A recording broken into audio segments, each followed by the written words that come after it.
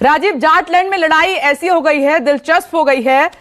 यह कहा जा रहा है और दिखाई भी दे रहा है कि रूठे रूठे जाटों को मनाएं कैसे, और इसी दिशा में हर कोशिश हो रही है। बीजेपी 2017 की तरह वोट बैंक खिसकने देना नहीं चाहती है, लेकिन किसान आंदोलन, उस लड़ाई ने उनके लिए मुश्किल पैदा कर दी है, और दूसरी तरफ इसी चीज को गठबंधन ने हथियार बना लिया है।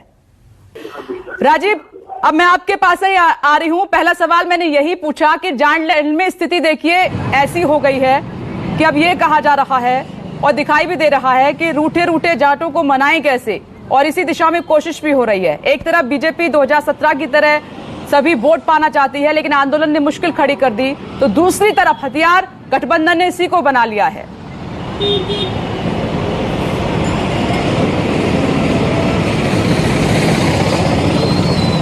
देखिए विपनेश, अगर आप अखिलेश यादव और जयंत की रणनीति को देखें तो अखिलेश यादव ने अभी कहा कि हम चाहते हैं कि अम्बेडकरवादी हमारी तरफ आ जाएं। हम पहले से कह रहे हैं संविधान बचाना है, लोकतंत्र बचाना है, अम्बेडकरवादी हमारी तरफ आ जाएं।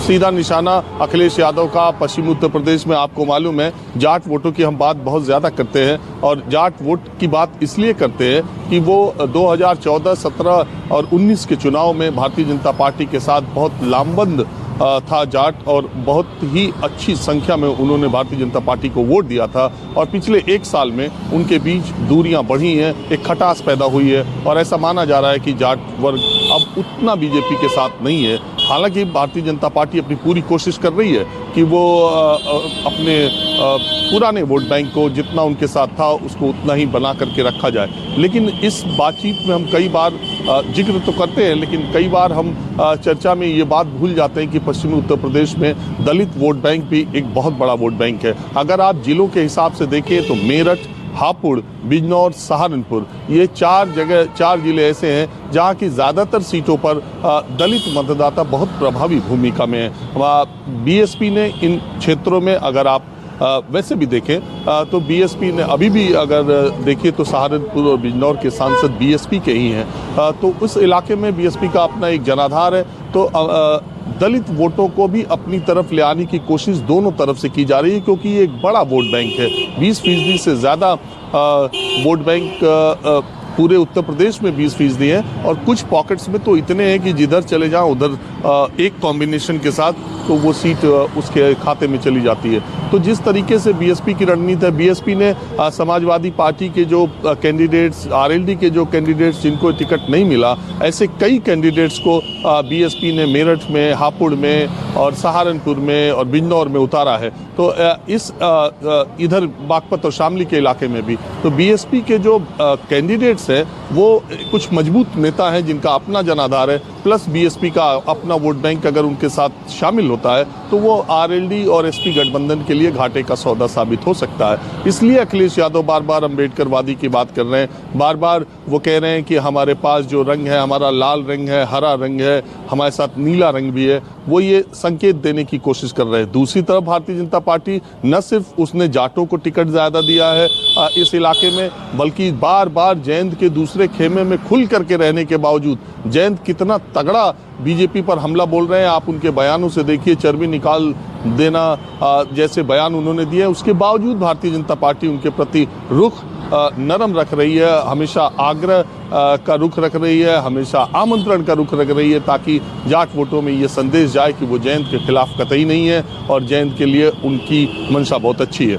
ये अलग अलग रणनीति दोनों की है, लेकिन मूल सवाल ये है कि बीएसपी का जो वोट बैंक है। और दूसरी एक महत्वपूर्ण बात, अभी खबर आई है कि प्रधानमंत्री नरेंद्र मोदी जो पहली फिजिकल रैली कोरोना काल के ख़त्म होने के बाद जो 1000 लोगों के साथ चुनाव आयोग ने अनुमति दी है, वो पहली फिजिकल रैली प्रधानमंत्री कहाँ कर रहे हैं? बिजनौर में कर रहे हैं, और बिजनौर दलित वोटों का बहुत बड़ा गढ़ है, और बिजनौर में बीएसपी का बहुत जनाधार तगड़ा है। तो दलित वोटों में सेंधमारी, क्योंकि बीजेपी के लोग ये मानते हैं कि योगी सरकार में जो लाभार्थियों की सूची है उसमें दलितों को, खासकर समाज के सबसे निचले वर्ग को जो अनाज, जो राशन, जो शौचालय, जो मकान मिले हैं, उससे उनको फायदा हो सकता है। और अगर इस लड़ाई में कहीं ऐसा संकेत गया, अगर लड़ाई धीरे धीरे बढ़ते ही 5 दिनों में ऐसी दिखाई देने लगी कि ये दो तरफा लड़ाई हो रही है, तब दलितों के पास विकल्प है कि वो इधर जाएं या उधर जाएं। अगर मायावती से वो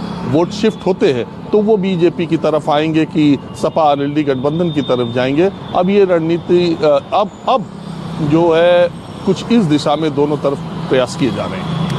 बिल्कुल राजीव, आपने एकदम सही और सटीक कहा है कि दोनों तरफ प्रयास हो रहे हैं। मायावती का अभी नाम भले ही चर्चा में नहीं है, लेकिन बहुत साइलेंट तरीके से वो आगे बढ़ रही हैं और आखिर में उनकी मजबूती दिखाई देगी और उसका एहसास हो रहा है पश्चिमी उत्तर प्रदेश में। राजीव,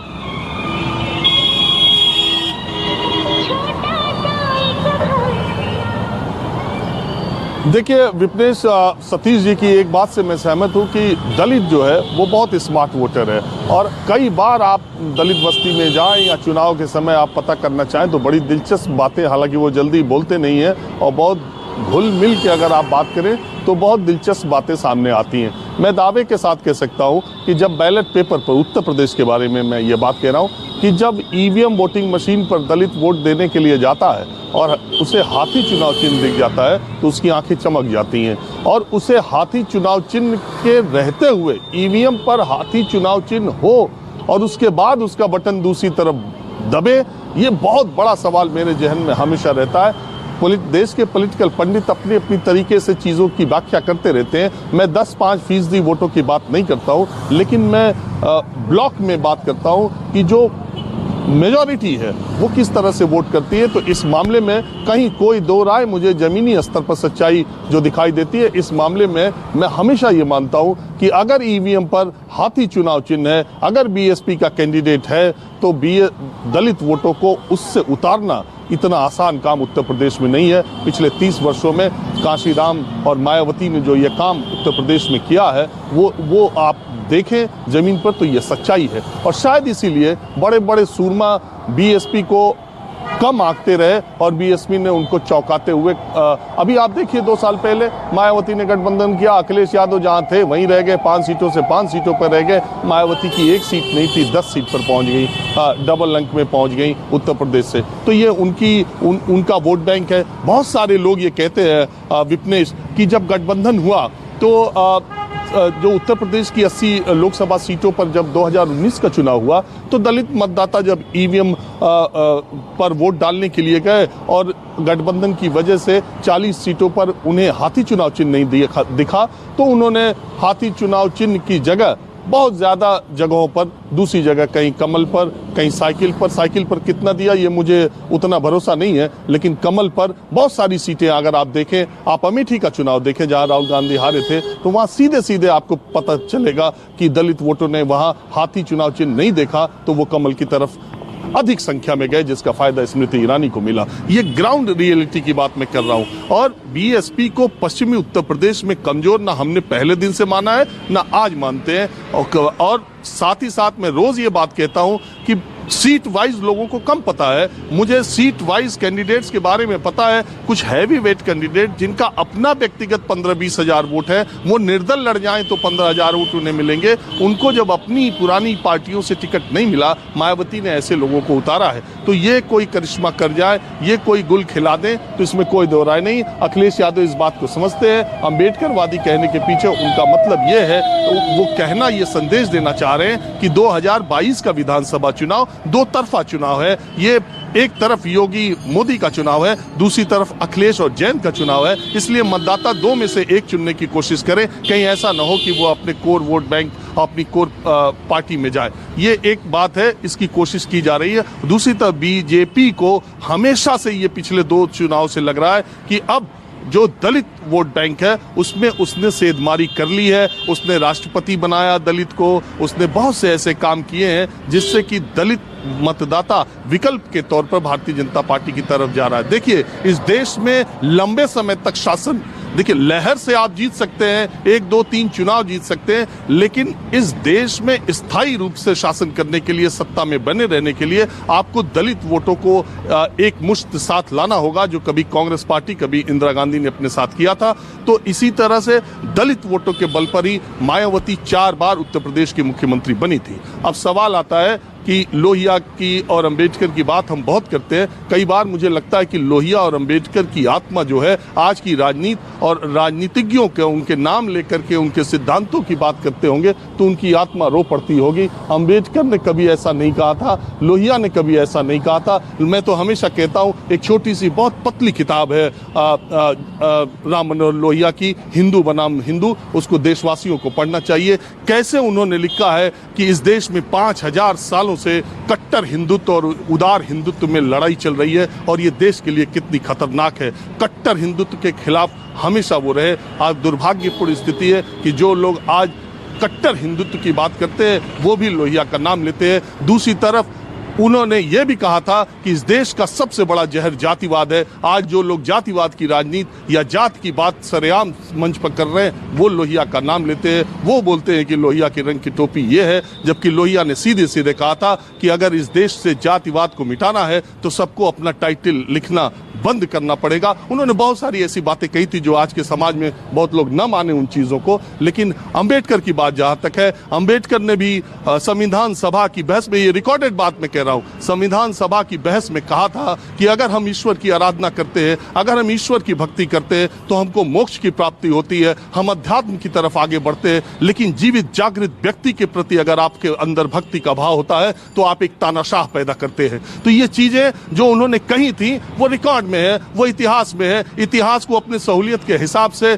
अपने हिसाब से मोड़ लेना और उसका अपने वोटों के लिए यूज करना एक अलग बात है। विचारधारा के स्तर पर चलना एक अलग बात है। इस देश में विचारधारा के स्तर पर कहीं कोई बात नहीं हो रही है। हम रोज इस बात पर चर्चा करते हैं, हमारा काम है, हम आईना दिखाते रहते हैं। लेकिन बात यहाँ चुनाव तो गर्मी उतार दूंगा, चर्बी घटा दूंगा पर हो रहा है। तो ये सब चीज़ें अपनी सहूलियत के हिसाब से लोग करते रहते हैं। लेकिन आज की बात जो ये है, ये उत्तर प्रदेश की राजनीति की 100% सच्चाई है कि दलित वोटर मायावती के साथ पिछले अभी तक के रिकॉर्ड में, अच्छा दिलचस्प होगा कि 2022 में क्या हो रहा है, लेकिन अभी तक के रिकॉर्ड में मायावती मिनिमम 18% वोट और मैक्सिमम 18 से 22% वोट पिछले 3 बार पाई है। अगर 20%, 18-19% इस बार वोट पाएंगे तो बहुत कुछ खेल को इधर उधर पलट भी देंगे। जमीनी हकीकत जो सच्चाई है आज की, वो राजीव आपने अच्छे से एक्सप्लेन की है। मैं अन्य मेहमानों के पास आज नहीं जा पाऊंगी।